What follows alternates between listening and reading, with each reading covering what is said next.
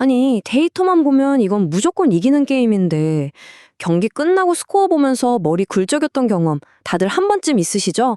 오늘 바로 그 이유, 국내 농구와 배구 예측을 종이장처럼 구겨버리는 그 숨겨진 변수들, 제가 샅샅이 파헤쳐 드리겠습니다. 맞아요. 전력, 순위, 상대 전적까지 모든 게 다 한 팀을 가리키고 있었는데 말이죠. 경기 전 분석을 무색하게 만들면서 흐름을 그냥 한순간에 뒤집어버리는 그 무언가. 오늘 그 미스터리의 정체를 한번 파헤쳐 보겠습니다. 자, 그래서 오늘 우리가 파헤쳐 볼 변수들이 바로 이건데요. 눈에 안 보이는 체력 소모전부터 시작해서 기록 뒤에 숨어 있는 멘탈 문제, 핵심 선수 한 명이 빠졌을 때 팀이 와르르 무너지는 현상, 데이터를 무시하는 천적 관계, 그리고 배구 특유의 클러치 변수까지 이 6가지를 쭉 따라오시면 아, 이래서 예측이 그렇게 어려웠구나 하고 무릎을 탁 치게 되실 겁니다. 자, 그럼 첫 번째 변수부터 바로 가보시죠. 첫 번째 변수는 바로 눈에 보이지 않는 누적된 피로입니다. 이게 그냥 좀 피곤하네 이 정도 수준이 아니에요. 승부처에서 선수들 집중력을 갉아먹고 발을 천근만근 무겁게 만드는 아주 결정적인 요인입니다. 자, 예를 들어볼까요? 고양 손호처럼 바로 직전 경기에서 연장전까지 피 터지게 싸웠거나 서울 SK처럼 정신없는 국제대회 일정까지 소화한 팀들을 한번 생각해 보세요. 선수들 정말 육체적으로나 정신적으로나 에너지가 거의 바닥난 상태일 겁니다. 분석가들이 바로 이 지점을 지적하는데요. 경기 막판에 갑자기 어이없는 실수가 터져나오고 평소엔 잘만 넣었던 슛이 계속 림을 외면하는 현상, 바로 이 누적된 피로 때문이라는 거죠. 자, 체력 얘기를 했으니까 이번에는 멘탈, 그러니까 선수들의 머릿속으로 한번 들어가 보죠. 이게 참 재밌는 게요. 계속 이기는 것도 선수들한테는 보이지 않는 족쇄가 될 수 있다는 겁니다. 특히 엄청난 대기록이라는 문턱 바로 앞에서 말이죠. 9연승. 와, 이거 뭐 거의 무적이죠. 팀 사기는 하늘을 찌르고 상대 팀은 그냥 보기만 해도 기가 죽을 것 같고 완벽해 보이잖아요?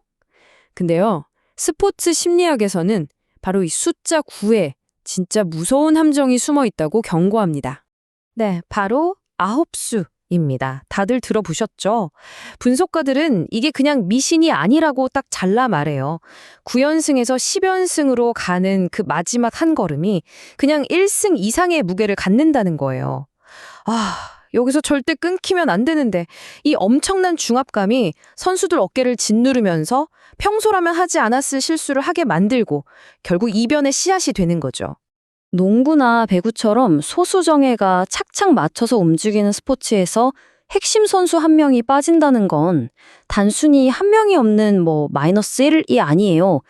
팀 전체를 떠받치던 기중 하나가 그냥 통째로 뽑혀나가는 것과 똑같습니다. 우리은행 케이스를 보면 이게 정말 확 와닿는데요. 이명관, 이다현 선수처럼 팀의 주축 포워드들이 동시에 부상으로 쓰러져 버리니까 어떻게 됐을까요? 팀의 심장이나 다름없던 리바운드가 그냥 박살이 난 거예요.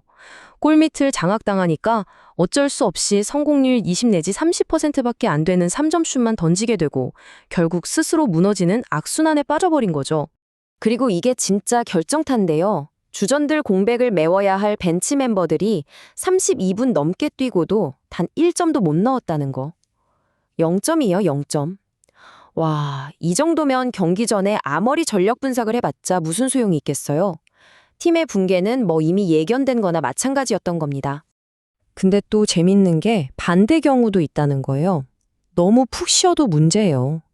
휴식기가 너무 길어지면 오히려 실전 감각이 뚝 떨어져서 어이없는 플레이를 하기도 하거든요. 그러니까 최고의 컨디션을 유지한다는 게 정말 아슬아슬한 외줄타기 같은 거죠. 자, 이제 어떻게 보면 가장 골치 아픈 변수죠. 바로 상성입니다. 데이터? 순위? 이런 거 다 소용없게 만드는 그야말로 천적 관계 말이에요. 시즌 성적이 어떻든 최근 분위기가 어떻든 상관없이 유독 한 팀만 만나면 작아지는 그런 거요. 고양 소노의 오노아쿠 선수랑 SK의 원희 선수, 이 둘의 관계를 보면 딱 감이 오죠. 오노아쿠가 리브 최고의 선수 중 한 명인데 이상하게 원희만 만나면 그 위력이 확 줄어들어요. 팀 전체는 9연승으로 잘 나가고 있어도 이 핵심 엔진이 삐걱거리면 경기 전체가 꼬여버리는 겁니다. 팀 단위의 상성은 더 무섭습니다. 하나은행이요, 몇 년 동안 우리은행만 만나면 졌거든요? 정말 지독한 징크스였죠. 근데 올 시즌에 드디어 그 연패 사슬을 끊어버렸어요. 그랬더니 이젠 오히려 심리적으로 우리은행을 압도하면서 새로운 천적으로 거듭난 거죠. 이런 역사적인 흐름이나 심리적인 변화는 단순한 데이터에는 절대 나타나지 않는 진짜 중요한 변수입니다. 자, 이제 코트를 좀 바꿔서 배구 얘기를 넘어가 볼게요. 배구는 또 배구만의 예측 불가능한 매력이 있죠.